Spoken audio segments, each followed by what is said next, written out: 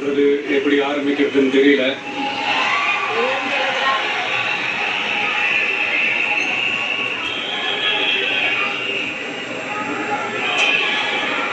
சினிமாவில் எப்படியாவது கஷ்டப்பட்டு வெற்றி அடையும் இருந்த ஒரு சாதாரண அசிஸ்டன்ட் டைரக்டருக்கு பிறந்த ஒரு பிள்ளையா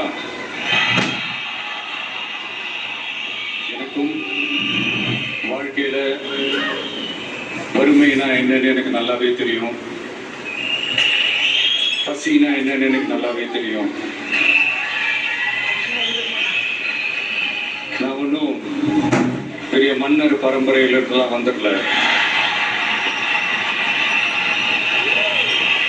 உங்களை மாதிரிதான், உங்கள ஒருத்த மாதிரிதான், உங்க குடும்பத்துல ஒருத்த மாதிரிதான், உங்க புள்ள மாதிரிதான், உங்க மகன் மாதிரிதான், உங்க அண்ணன் மாதிரிதான், உங்க தம்பி மாதிரிதான்.